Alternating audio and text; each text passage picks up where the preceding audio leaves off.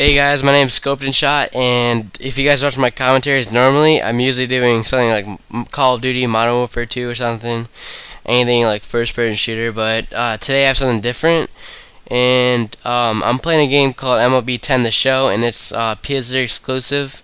It was released a couple months ago, and I picked it up about a week ago, and I'm in love with it right now, because I'm not in love with Modern Warfare 2. But I'm playing a game mode. It's called Road to the Show, and it's probably my favorite game mode. And it's basically where you just like make your own player, and you like try to advance them so that he'll make it into the major leagues. And so basically, it starts out as like you get like a player, and like you can like customize his face, his body, his like his glove, his I don't know. You get to customize basically everything, but it's pretty sweet. And I don't know, for pitcher, like you get to choose 3 pitches, then you get like a couple of points to like boost up some of the pitches, like the speed of them or like the break. And so after that, you get drafted, and you get drafted into a Double-A team, which is 2 steps down from the major leagues. On top of that is AAA, and on top of that is the major leagues. And I got drafted by the New Hampshire Fisher Cats. Yeah, the New Hampshire Fisher Cats. And they're a Double-A team, and they're affiliated with the Toronto Blue Jays. And in this game, the Blue Jays are not really good. Well, at least in like the Road to the Show, because like they have like actual standings as like you progress in the season, and like you can check on your standings and like the major league standings. And last time I checked, they were 20-30, and they were last in their division. Apparently, the Orioles are better than the Yankees, which that'll never happen though. But yeah, so basically, I started out with 3 pitches. I started with the 4-seam, the cutter, and a sweeping curveball, which is basically like a lazier curveball, I guess you can call it. But I changed out the sweeping curveball. I replaced that with a regular curveball, and I added in a 2-seam fastball. And so basically, when you start out though, you're gonna want to have an off-speed pitch, such as like a curveball. Doesn't matter, really doesn't matter what kind. I like the curveball better than like the other ones, but you know, anything like maybe a 12-6 curveball, regular curveball, sweeping curveball, as I said, or a changeup is alright, but I'd rather have something that breaks, or even a slider is alright. And my outfield made a great throw right there. So that's really what you want, and then you're gonna want two fast pitches, which would I would probably go with a 4-seam and a splitter, sinker, or a cutter, because those 3 pitches are fastballs that move. So yeah, I started with the 4-seam, cutter, and the sweeping curveball. But yeah. So I started out as a relief slash setup pitcher, and in my first 27 innings, I did really well. I didn't give up a run for 27 innings and like 40. No, what am I saying? In about like 20 appearances, and then they started like advancing my like innings that I played. So and right there I kind of failed. I thought the ball was foul. Oh well.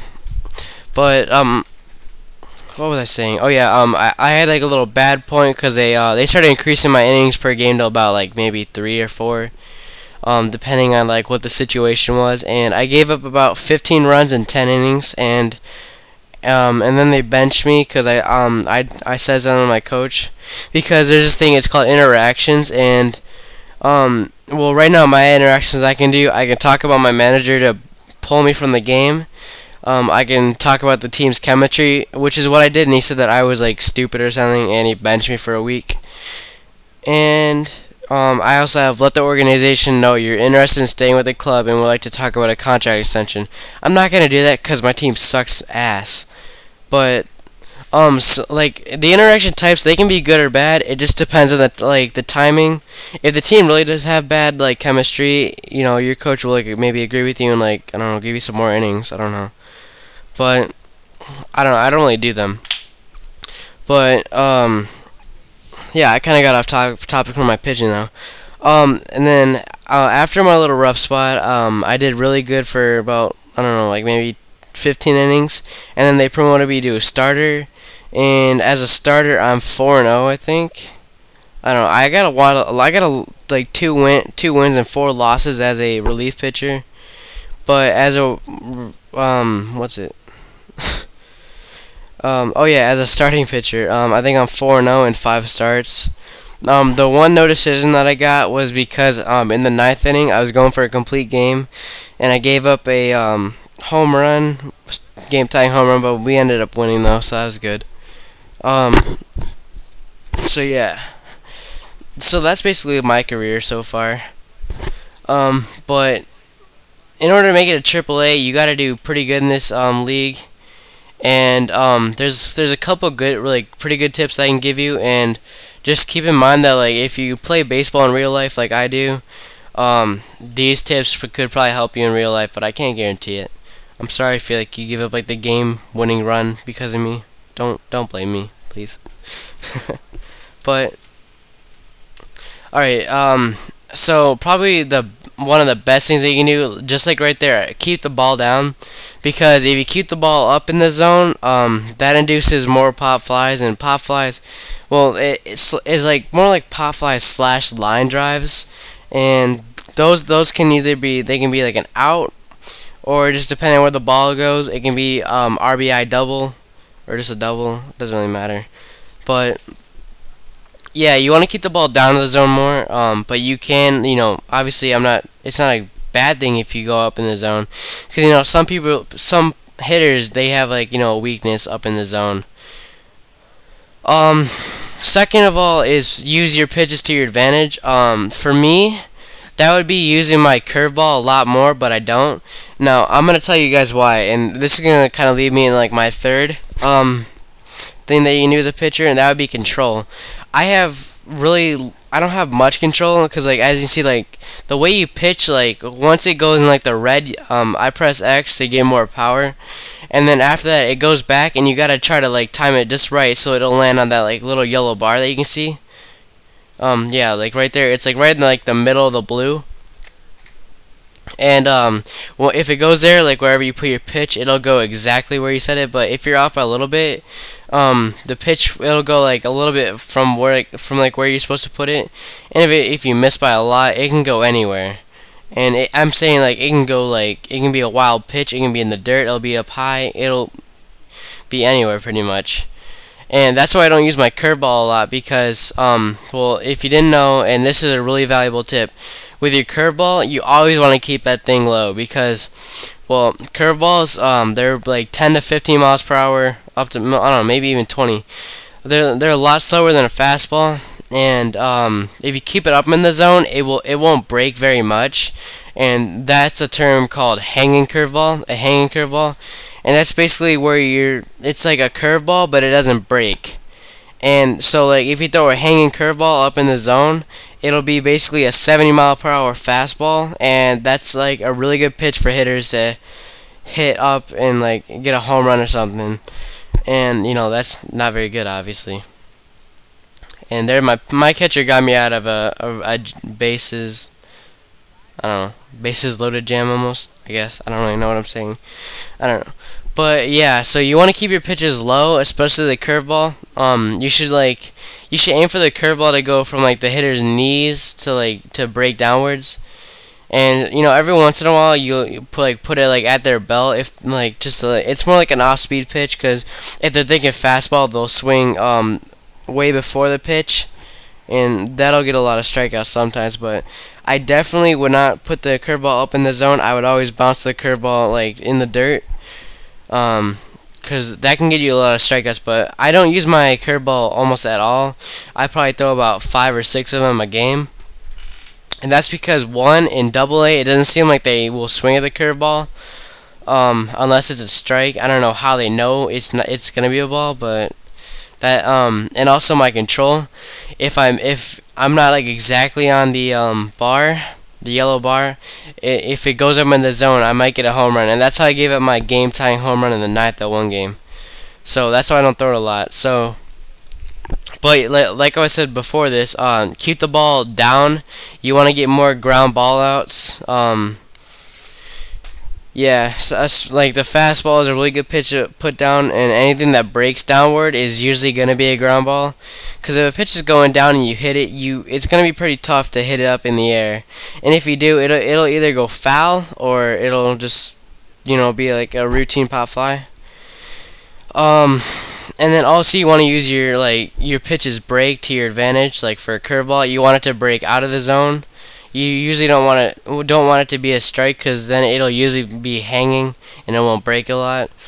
But for me, that would be using my cutter and my two seam a lot, because a two seam, like if you're right-handed, it'll break to the right, but like most right-handed pitchers, they're supposed to break to the left. But a two seam fastball doesn't. It breaks to the opposite, and that's a good way to like start it out in the zone and then break it outside, and that'll be a miss. And for if you're using the cutter, a cutter is an excellent pitch. That's probably my favorite pitch that I have. The cutter, it's good if you put it high in the zone and you break it towards the hands, or if you put it high in the zone and break it out of the strike zone. If it breaks into the hands, like on this guy, I think I throw it a couple of times to this guy. I can't remember though. But if you throw it at it into his hands, like not hitting him though, but if you throw it so it breaks towards his hands, that'll usually be a foul ball. And I don't know, it's not always like a foul ball. It can be different. But a lot of times it's either a foul ball or a strikeout, and that's what you're looking for. And there, I threw a couple of curveballs lately. I just noticed, but I got that guy to ground out on him so. Alright, and also, you're going to want to use your speed to your advantage. Like, if you have an overpowering fastball, like someone like Steven Strasburg, you're going to want to use it just to, just blow it right by people. And, you're going to want to change speeds if you're doing that. Just, mix it up, I don't know, for, 2 pitches, use, a really fast fastball. Next pitch, use a changeup. I don't know, and obviously they're going to be used to a fastball. They're not going to be thinking that you're going to be throwing something off speed, and they'll swing before the pitch, something like that. And you also want to change the eye level of a hitter. If you start them out high, you're gonna probably want to go low, and then if you start them out low, I don't know, go high. If you start them out inside, go outside. It's a really good way to get strikeouts. It'll get people looking on pitches. They won't really want to swing on a curveball or something. But yeah, so I've been doing really good in Double A as a starter. I was like I said, I haven't lost any games. Well, lost any games as a starter. Oh yeah, I forgot to say something else. Each week you have goals. Well, no, it's not each week. It's every 6 game series, and your goals, they're called advancement goals, and if you complete them, you'll have a better chance of moving on. And I only have 3 days to well, it's kind of hard to explain, but alright, for getting a strikeout, I can earn maybe 10 points, I guess. For winning a game, I'll get I think 25 points, and those points, they're called training points. And you go to training, and then there's different things that you can work on. You can work on your bunting. I'm almost out of time. And my advancement goals is to increase my bunting ability, and if I can complete that, I'll have a better chance of moving up. And there's a lot of ways to earn points as a pitcher. But that'll wrap it up for today, I guess. There's my final stats right there. Thanks for watching. I hope you liked the game, and I look forward to some more Road to the Show commentaries. Hopefully the next one I'll be in AAA. But thanks for watching, you guys. Like the video, subscribe if you haven't, and yeah, that's all I can really say. Peace.